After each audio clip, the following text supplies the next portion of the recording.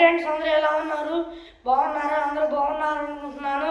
మరి ఈరోజు దేవుని వాగ్దానంతో నేను మీ ముందుకు వచ్చాను. ఈరోజు దేవుని వాగ్దానము కీర్తన గ్రంథము 103వ అధ్యాయము 18వ వచనము. ఆయన కృప యుగయుగములు నిలుచును, ఆయన నీతి వారికి పిల్ల పిల్ల తరమున నిలుచును. మరి ఇది ఫ్రెండ్స్ ఈరోజు దేవుని వాగ్దానము. ఈరోజు దేవుని వాగ్దానం ద్వారా దేవుడు ఏం సెలవిస్తున్నాడంటే, మరి ఆయన కృప యుగ యుగములు నిలిచిద్ది అన్నమాట.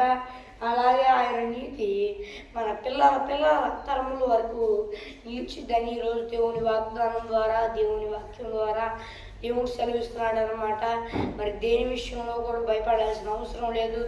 ఎందుకంటే మరి మనం దేవుని యందు భయభక్తులు కలిగి ఉన్నట్లయితే ఆయన కృప మనకి, మన కుటుంబానికి, మన వంశానికి యుగ యుగములు నిలిచిద్ది అనమాట. మనం దేవుని యందు భయభక్తులు కలిగి ఉంటే దేవుడు మనల్ని మన పట్ల కృప చూపించి కార్యాలు జరిగిస్తాడనమాట. అదే మనం ఒకవేళ నీతిగా లేవనుకోండి, ఇబ్బందులు కష్టాలు వస్తాయి అన్నమాట. అప్పుడు ఆయన కృప మన మీద ఉండదన్నమాట. మనం ఆయన కృప ఉండిద్ది, మారాలి అని ఆయన ఆశిస్తాడు. అయితే మనకు ఆశీర్వాదం సంతోషం ఉండదన్నమాట.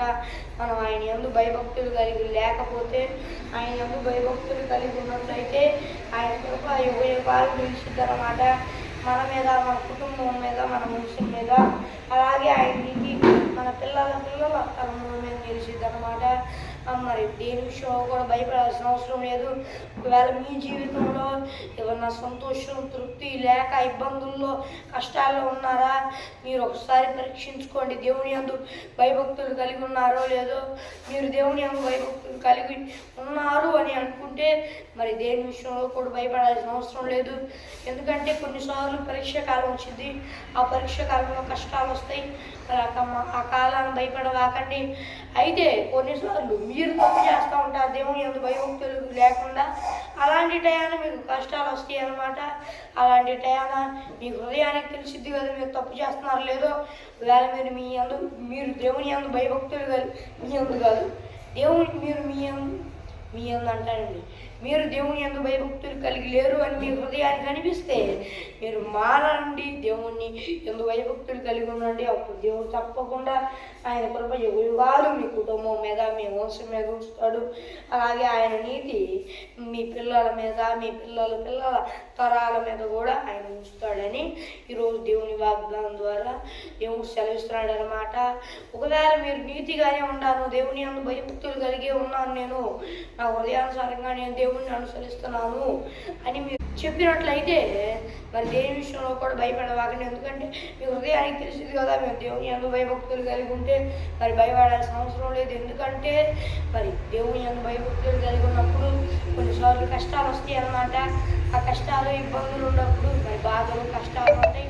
మరి ఆ కాలం తరువాత దేవుడు తప్పకుండా మరి మీకు ఆశీర్వాదాన్ని ఇచ్చి గొప్ప కార్యాలు మీ పట్ల జరిగిస్తాడనమాట. మరి ఫ్రెండ్స్, ఈరోజు దేవుని వాగ్దానము. మరి రచన ప్రార్థన చేసుకుందాం. పరలోకమందున యేసయ్యా, గొప్ప దేవుడు అయ్యా నాయన, ఈరోజు దేవుని వాగ్దానం ద్వారా నువ్వు మాతో సెలవిచ్చావు దేవా. అయ్యా నీ కృప యుగ యుగములు నిలిచిద్దని సెలవిచ్చావు అయ్యా. నీ నీతి మా పిల్లల తరములకు నిలిచిద్దని సెలవిచ్చావు దేవా. అందుకు తగినట్లుగా మేము నీ యందు భయభక్తులు కలిగి ఉన్నట్లు చూపించయ్యా. ఒకవేళ మేము భయభక్తులు కలిగి లేక ఉన్నట్లయితే పరీక్ష కాలంలో ఇబ్బందులు వస్తాయని కూడా నువ్వు సెలవిచ్చావు దేవా. నాయన యేసయ్యా, కొంతమంది దేవా నాయన యేసయ్యా భయభక్తులు లేకుండా ఉంటారు. అది వాళ్ళు ఎరిగిన వారై దేవా నాయన అది తెలుసుకున్నట్లు ఇప్పుడు చూపించయ్యా. భయభక్తులు లేకపోతే కష్టాలు, బాధలు వస్తాయని కూడా నువ్వు సెలవిచ్చావు ప్రభువా. అది వాళ్ళు తెలుసుకొని నీలో ఉండునట్లు, నీ హృదయానుసారంగా ఉన్నట్లు ఎప్పుడు చూపించయ్యా. వాళ్ళకు మనసుకి తెలిసింది కదయ్యా దేవా నాయన. ఒకవేళ వాళ్ళ మనసులో నిన్ని ఆజ్ఞానుసారంగానే నీకు భయభక్తులుగానే నడుస్తున్నావు అని వాళ్ళు అనుకుంటే దేవా నాయన, వాళ్ళు పరీక్ష కాలంలో ఉన్నారని ఎరిగి దేవా నాయన నీ యందు ఇంకా భయభక్తులు కలిగి జీవించినట్లు నీ కృప చూపించేసే తండ్రి.